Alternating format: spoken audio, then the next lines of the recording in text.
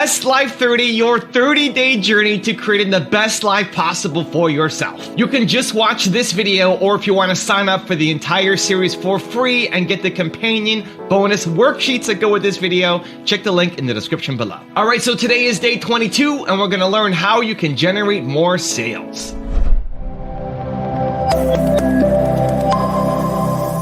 I'm going to give you Mark Cuban rule number 1. And whenever you forget this rule, you're already out of business. In every business, sales cures all. Has anybody ever heard of a business that had zero sales that was successful? Doesn't happen. Yet, a lot of people start their business thinking, I have a great idea. I'm going to do this. This is amazing. I'm going to go raise money. I just sold this idea. And then it comes back and it's like, okay, you got to sell that product, or you got to sell that service. That's the first and main key to a successful business. When you're getting ready to start, you have to answer that question. And for like an entrepreneur, forget a salesperson, how about just an entrepreneur who's looking to start a business? Well, if you can't sell, if you can't influence, if you can't persuade, good luck trying to get your business off the ground. I'm not talking about just your customers. I'm talking about the bankers, the people with venture capitalists, your vendors, your credit card processor, the people who work for you. How do you get people to work for you excited? How do you get them excited? How do you get them to want to buy into your vision? At the highest level, what sales really is, it's the transference of emotion. And the emotion you're transferring is this emotion of certainty. That someone feels certain, yeah, it's a good thing, it's going to help me, it's going to fill my need. When you're an entrepreneur and you're trying to start a business and you're recruiting people, well, you're selling people on your vision for the future, your vision for this company. And if you can't do that, good luck trying to get great people to work for you. It's nearly impossible, which is why you always see, the people, if they say, oh, he's a visionary. Well, that's true, but typically not only are they visionaries, they also possess the ability to sell the vision to other people, to inspire them, to motivate them. So selling is not just like, people think of selling, oh, well, I'm not a salesman, I don't need to. Well, yes, you do. You need to learn how to influence. How about trying to get your kids to make their bed, or do their homework, or believe in the value of education? How about trying to get a landlord to give you a reduction on your rent, or to extend the lease the way you want? How about trying to negotiate terms? You understand, it cuts to everything. So I always look at this, when I say I cracked the code on influence, what I really did essentially was I was, by working backwards almost, by saying I'm going to start at the end and go to the beginning, say what has to happen before someone says yes. I was able to take that and put it into this system that took the no-name, talentless guys and turned them into millionaires. I am very shy. Very, very shy. I came back from Vietnam and I could kill people, but I couldn't talk to people. And one day I said to when I decided to follow my rich dad's footsteps, I just said to him, I want to be an entrepreneur. He says, you got one problem. I said, what's that? I said, you're shy. I said, what's wrong with being shy? He says, you got to sell. You got to handle rejection. Number one skill. Can you handle rejection?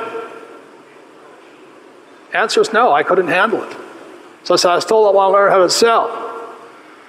So this was in 1973, I was 25 years old. And my rich dad said, how's your love life? I said, it sucks. He said, you getting laid? I said, no. He says, because you can't sell.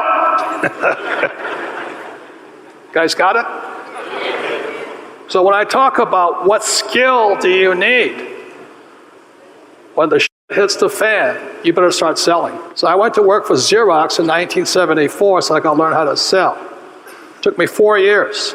Then I was number 1. Okay? And today I'm a best-selling author. Most PhDs tell me I can't write. Yes, I said I can't write, but I can sell. If you can't sell, you don't make money, period. End of statement. Just because you have a product doesn't mean jack shit. But the important thing is you start. I don't care what product you start with, but you start. I started off with nylon wallets. Success wiped me out. We couldn't sell, all of a sudden it took off. Then I couldn't finance because the sales kept going through the roof. Now, trouble is I kept borrowing and I couldn't sustain the sales. Next lesson. But that's how we learn. Okay? your first customer is the most difficult thing you'll ever do as a business person, in my experience. To find someone who will actually pay you that first time. That isn't your mum. Yeah, that's right. Well, that's right. That isn't a family member. That's an actual customer. Yeah. And the other problem that people face when they're trying to sell a new product is one of the ways that people decide whether they're going to buy something is whether or not A, they know anyone else who's already bought it, or B, if there's other people in their domain that are already using it. And if your sales pitch is, well, no, this is new and revolutionary, you think, well, that's a wonderful sales pitch. It is like it is if you're talking to someone who's entrepreneurial and risk-taking and interested in revolutionary ideas. But if you're talking to a middle manager in a company, the last thing that person wants to hear is, well, you could be a risk taker and introduce this into your company. The person's thinking, I don't want to put my job or reputation on the line for your product, even if it is revolutionary, in part because if it succeeds, I probably won't be rewarded for its success. So when we were selling our employee selection software, for example, we were academics, and so there was lots of things we didn't know about business. And one of the things we ran into, which was so funny, we talked to the people who were doing the hiring, and they had a certain budget, which was usually lower than, because they had virtually no budget for hiring, weirdly enough. So what we were charging for the product, which was still extremely modest, exceeded their budget. We said, well, look, you're going to make a 250-fold return on this. Pessimistically, it's 50. Realistically, it's 250, and the upper end was more like 500. So it's a no-brainer to implement this. It's like, well, we're budgeted on the cost side. What do you mean? Well, if we hire more productive employees, we won't be rewarded for that. We'll just be punished for spending more money at the outset. I thought, well, we can't even talk to you because I'm trying to sell you something that will benefit your company, but for you, as the decision maker, there's nothing but risk in implementing the new process. So that just blew me away. It's like, oh, I see. The hiring budget and the productivity budget aren't associated. So that's like a fatal impediment to our sales process. You know, when our children finished undergraduate school, and they both worked before they went on to graduate school, I told both Kelly and Derek, make 300 cold calls a day and you'll lead the nation in sales or in anything you do. 300 cold calls a day. And that's getting through to somebody, not leaving a message, blah, blah, blah. Oh, and they both did. You cannot, even if you're a retard like you guys, if you make 300 legitimate cold calls, you'll make $1 million a year, no problem. And that's not a lot of money. And I say that begrudgingly, but to most people it is. That's 1,500 cold calls a week. That's 6,000 cold calls a month. That's 72,000 cold calls a year. If you can't make $1 million, you ought to kill yourself, metaphorically speaking. How do you manage the indecisive client? Good question. I broke down as much as I could. You know how there's like the 6 stages of grief and then like the types of tornadoes? Like I always, when I got into the business, really kind of thought of sales like the 6 stages of selling, like what emotional clients go through. Because they go through their grieving period, like their denial period, their excited period, and you have to walk them through all those steps. And the best salespeople are the ones who can anticipate it, like an ER doctor. Like they know like when this next emotional phase is going to hit, so you can prepare how your conversation is going to lead into that moment, kind of like a psychologist, right? But people who are indecisive are people who are insecure about the decision that they're going to make anyway. Like at the end of the day, a lot of indecisive people we know, they end up making a decision. They're just really self-conscious or insecure about their intelligence or something, and you have to help them get comfortable and figure out how to get there. And a lot of it is just laying out options. So kind of the way I just talked to you about first impressions, and it could have been super boring, but I made it relative by talking about dating in a bar. And then people laugh and they're like, oh, that is kind of the same way. Oh, interesting. Same thing with people who are indecisive. You know, it's figuring out a way to make it relatable to them. And like if you have a client or a boss or somebody, you figure out what they like to do personally. So you track them on social media, let's say, and you figure out that they really like cats. Okay. Or they really like golf, or they're really into the Jets. I don't know, something like that. You try to, without telling them that you internet stalk them, you figure out in your conversation with them how to make whatever the situation is you're talking about relatable to something they really like. Like, this is, I understand you want to take your time, but if Sam Darnold had taken his time, in his first game out, might not have won that first game, huh? And then that guy's going to be like, dude, you're a Jets fan? Like, I mean, sure, yeah, now I am. Oh, crazy. Yeah, anyway, the real reason I don't want to do this is because of X, Y, and Z. Because now it's on a personal level. Now they're thinking about something they really like. Plus you made it relatable. And it's just how you present that information versus that salesperson who just says, can I help you with anything? No. Okay, let me know if you need anything. Great. That's most people. My friends were graduating from USC, UCLA, and they were getting a $40,000 a year salary after going to school, after spending $150 grand on college. And I'm working at Bally's, and I had made $5,000 in a month. And I said, wait a minute. My friends spent $150,000 to go to college. I don't have a degree, and I just made $5,000 in a month. Maybe the most important skill set to make money in America is sales. And by the way, step number one to creating wealth is learning how to sell. Before you hang the video and change it and go to another video, hear me out and be able to disagree with me and say, Pat, I don't agree with you. Hear me out here. In every single family, there's political matters. Yes? You probably had some political matters. When somebody dies, who's going to get this, who's going to get that? There's always political matters. You know who typically wins? The one who knows how to sell. You know who typically dates and marries that beautiful girl that every guy wanted to be with? The guy that knows how to sell. That's simple. You know, at your job, have you ever had anybody that got a promotion over you that wasn't qualified, but they got it over you? You know why? Because they know how to sell. And you don't know how to sell.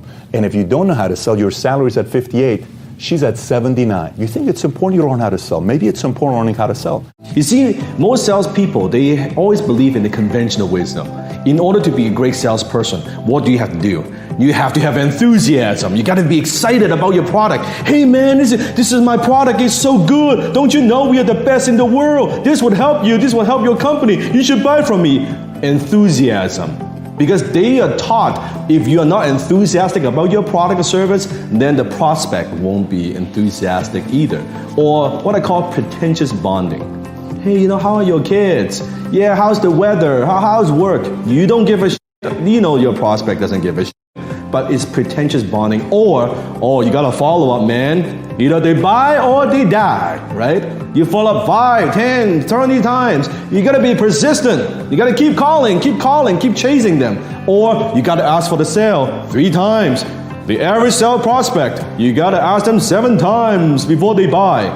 I don't like to ask for the sale. I want the prospect to give me the sale. It's better to receive than to beg. Or you gotta chase the prospect. You gotta keep pleasing them, chase them. I don't like to chase. I like to be the chase. So how do you become a great salesperson? Today I'm gonna give you one of the most important lessons that I have learned in order to be a great salesperson. And that is, now this might sound counterintuitive. That is, in order to be a great salesperson, you cannot be a salesperson. What? Dan, what are you talking about? I want you to think about in a society, when I say the word sales, what comes to mind? When I say the word salesperson, what comes to mind? Comment below. No filter. Don't think about it, just comment below. Sales or salesperson, what comes to mind? Snake oil, pushy, aggressive, used car salesman, manipulation, right? Just do it for the money, wants your commission, all that stuff, right? Imagine if you have kids. Imagine if you are a parent, mom and dad. Your kid goes home and walks up to you and say, hey, daddy, mommy, when I grow up, I want to be a doctor. And you're like, oh my God, son, I'm so proud of you. I raised you well, it's good. You'll be a doctor, right? Imagine a different scenario. Your kid comes home and says to you, mommy and daddy, when I grow up, I want to be a salesman. And you're like, oh my God, what did I do? This is how I raised you? Oh, I failed as a parent. What did I do, right? Just think about that. So it's perfectly okay to get into student loan, to spend 6-8 years in medical school, right? To pick a highly stressed out profession. Don't get me wrong, I have a lot of respect for doctors. But somehow when your kid comes home and say, I want to be a salesperson, and it is such a profession they're being looked down upon. That is a profession that is like, no, that is not a real job. That's not a real career. When in fact, some of the highest paid people in our society, guess what? They're salespeople. Warren Buffett is a salesperson. Elon Musk is a salesperson. When Elon Musk is announcing the new Tesla, guess what? He is closing. He's a closer. He's selling. Right? When Warren Buffett at the shareholder meeting talks about the vision, talk about what they're going to do, talk about the report, talk about the earnings, guess what? He is selling, so you invest in the stock. Remember Steve Jobs when he was announcing the new iPhone, the new iPod in front of thousands and thousands of people live and worldwide? The whole world is watching. Guess what? He is closing. That is a sales presentation. It's not a product announcement. It's a sales presentation. They are all closers. They're all salespeople. So how do you become a great salesperson? Don't sound and act and talk like a typical salesperson. If a typical salesperson is like, hey, how are you, sir? Don't do that. Be calm. Be neutral. Sound like a doctor. Imagine that you are a doctor. Can you imagine you go to a doctor and your doctor says to you, how are you? So glad you could come in. How are you feeling? You have a fever? Hey, no worry, man. You know what? I can do a prescription. In fact, this prescription, you buy one, you get one free, man. It's so good. You want me to follow with you? If you see a doctor and the doctor sounds like that, what do? You run. There's something wrong with this guy, right? Be the doctor. Calm, neutral. Don't chase. Be the chase. Be a problem solver. Ask questions, discover their needs, be a professional. Tell me a little bit about your situation. Tell me about your business. Let's bottom line this. Tell me how you and I can do business today. What were you hoping to get from me today? See, that's a professional. That's how you should behave and talk. Your tonality. You speak with conviction and authority, yet you're not attached to a sale. It's okay if you don't get the sale. See, when you're not desperate, now the prospect, they open up to you. Now they want to hear, okay, this person wants to help me, not just going after the money or that commission check or that quick buck. That this person is a professional, that you are a professional. That's how you sell your way through life. That's how you get what you want in life, by first helping others to get what they want.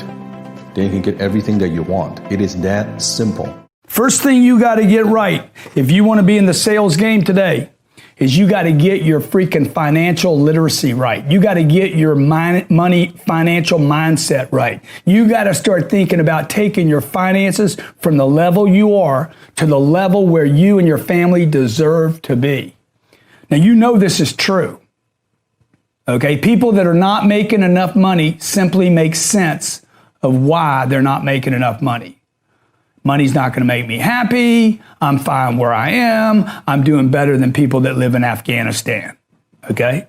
Well, none of that makes sense if you have the potential to make more money. If you have a great product, a great company, and you know another call, another strategy, one more little maybe angle, something that you could persist with. If you know that you could be making more money and you aren't, let's get that fixed, okay? And the first thing to becoming a millionaire, a multimillionaire, a hectamillionaire, or a billionaire, and I've spent time with enough billionaires now, is they have made decisions to get their money right, okay? Whether they're going public or selling a product, scaling out, they had to make a decision to get the money, the finance model of their household, their business, their product, or their IPO right? If they want to go to the market and become a public company. So number one, get your money right.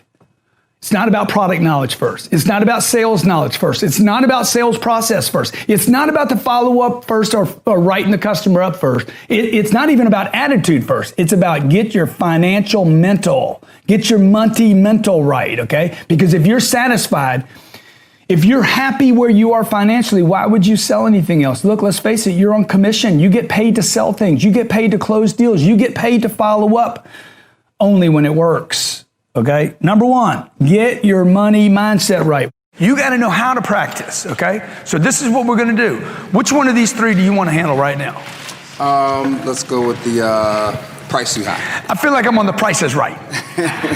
Pick your objection, son. All right. Let your people pick the one they're having trouble with. Yeah. You give me a price, I'm going to give you the objection. Okay. So it's going to be, we can get your property service. It's going to be $120 every 3 weeks. That's ridiculous. No, I understand. Yeah. So well, if you understand, then fix the price. Okay. Listen, I understand. Price too high. I get it. But look, let's do it anyways. That's just weird, dude. Why would I do it anyway when the price is too high? Right. Listen, I understand. Help me understand. How's this problem going to solve your problem? You guys agree? It's a flunk? But dude, he's trying. So what we got to do is keep working with him. It's like Elena going to kick. She's not going to kick very hard the first time. Right? You're shooting a gun, you're working with a gun, you're scared of it, you're terrified of it, you never had a gun in your hand. Who's scared of guns? People that don't have them. Right? Put one in your hand, you play with it. Whoa, dude, that felt good. That felt strong. Yeah. Next thing you got an AR. Oh, right? Okay, go ahead. Okay, all right. Hey man, the price is $119 a month. Let me tell you what we do for you before you object to anything. Okay. See, I'm controlling the Right. thing. I'm going to control this guy. Before you say yes or no, let me tell you what we do for you. I just want to remind you. Sure. Yeah, I don't have $119 for this. I understand. Don't expect you to pay $119 if you don't have it. But what you do have is you have mosquitoes. Right. And let me tell you the downside of mosquitoes. Let's say he's a commercial enterprise. You got customers come over here, they leave your grocery store, and they get bitten by mosquitoes. Okay, you know what happens now? They don't remember the service. They don't remember your commitment. They remember that's the place I brought my kids that got the Zika. Now, let me just say this about the $119. If you'd like to pay it weekly, it would only be $30 a week. And we take Visa, MasterCard, or maybe we do some kind of barter system with the grocery store. Smile. I'm smiling the whole time. I'm controlling things. I don't let him talk too much, right? Because I know everything that's going to come out of his face right now, he's preparing to object for me. I want to make sure he doesn't do a lot of that. What do you think? Yeah, I don't know. I'm going to have to take it back to other than to yourself. boss. Other than yourself. Oh, see, now what we found out what it was, right? It's the boss. What if your boss says no? What do we do then? I don't know. I don't know what to do. I mean, if they say no, I guess it's no. It's going to be no, right? Right. Okay. But why did you agree to meet with me today? Because we got mosquitoes. You got mosquitoes, man. They ain't checking with the boss. Right. They just come in. Right. Okay. Okay. Yeah. Now, let me ask you something. Is the boss a real thing? No. Or could you do this? No. I could probably do it. See, you guys don't ask hard questions, man. Is the boss a real thing, man? You just putting me off. You just playing me off right now because of the $119? Why don't y'all ask people that? Yeah. Okay. You want to take a different one? Yeah, let's do it. Okay, I'm calling the guy. Hey, man, I want to come over here. I want to give you an estimate on the Zika protection. All right. I'm going to come over. I'm going to show you how to never have another mosquito at your place again. And so what's this going to cost? I'm not interested. Yeah, I'm not interested. Yeah, I'm not interested. Okay, now I'm going to do it to you, but I want to know how you're going to handle that, right? Okay, all right. Okay. All right. So, you call me. It's a cold call. Yeah, okay, it's over the phone. Listen, I'm just trying to call you and, so I can get rid of your mosquitoes.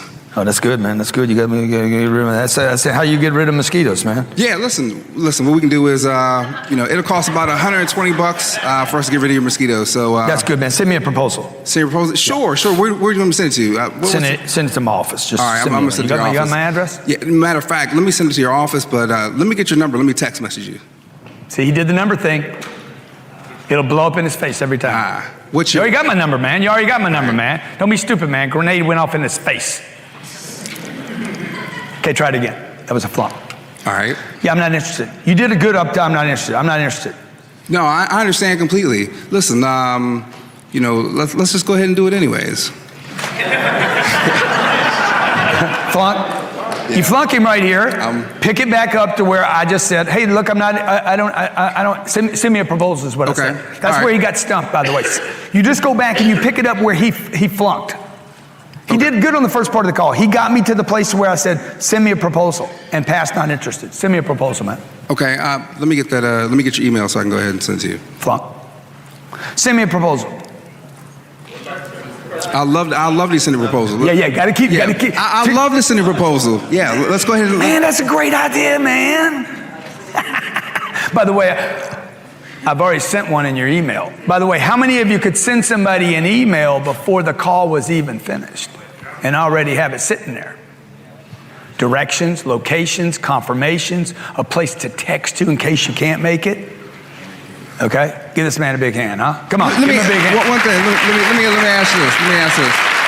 He likes being up here. He's like, yeah, no. So we got to go on the road together. What if I can go ahead and take care of your mosquitoes for free? Oh, he's coming up now. He's coming up with some stuff. How many of you come up with good ideas after the deal is done? How important do you think sales is to whoever's listening to whatever they want to do in their career? The most important, if you ask me. It all starts with sales. No matter what your business is, someone's got to sell someone on something, period.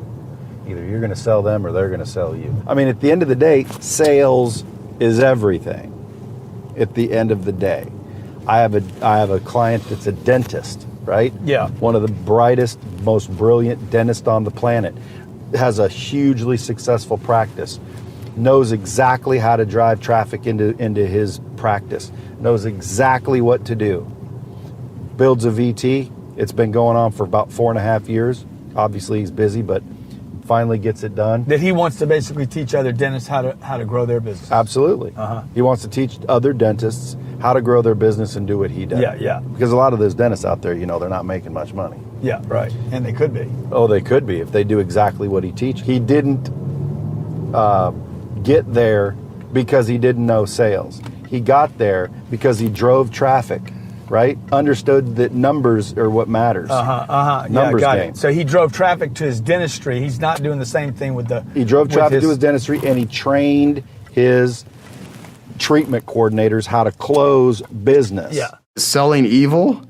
Well, my favorite definition of selling came from my very dear friend, Dan Sullivan, who is brilliant. And he said that selling is getting someone intellectually engaged in a future result that's good for them and getting them to emotionally commit to take action to achieve that result. So if you just look at that definition, it's profound. Getting someone intellectually engaged in a bigger future that's good for them and getting them to emotionally commit to take action to achieve that result. Well, if you take out the word good for them, then selling could be evil. Okay, meaning Martin Luther King got people intellectually engaged in a future result and got them to commit to take action. Mother Teresa did. John F. Kennedy did.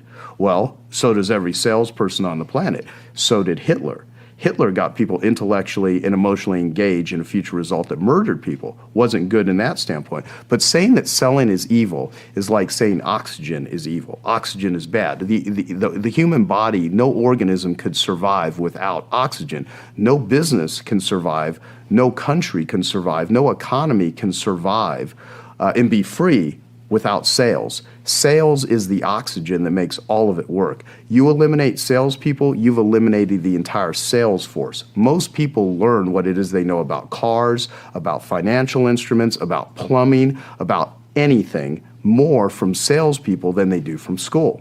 It's the salespeople that are incentivized to actually sell a product or service because they might actually make some money or commission that are out there educating people about it. Think about all of the things we know in our life that we learned about because we went to a store and someone told us about it. I mean, if you go to a department store and someone starts explaining how to use a DVD player, I mean, it's not like you're sitting home watching a documentary on, how a DVD player works. I mean, you learn that stuff from salespeople. So not only are salespeople not evil, salespeople are saviors. Marketers are saviors. They are the carriers of messages all over the world. Every significant thing that has ever happened in mankind came because someone was incentivized to sell it. Partnership is a very, very overused word. In many circumstances, the word partnership means lack of sales. Okay, so since you don't have any revenue, you say, but we have very promising partnerships. In other words, it's total bullshit. Most partnerships are total bullshit. There's only one thing that you care about. It's sales. Remember, this is the most important thing I can tell you tonight. Sales fixes everything. Okay? No bullshit partnership, nothing strategic. You're either selling or you're not selling. Partnerships are bullshit. If you want to apply a more sophisticated test to a partnership, when you form a partnership, did you boot Excel and either lower costs or increase sales? That's it. Because if you form a partnership and it doesn't force you to recalculate your financials, it's total bullshit. Okay? That's the test. It is a spreadsheet test for partnerships.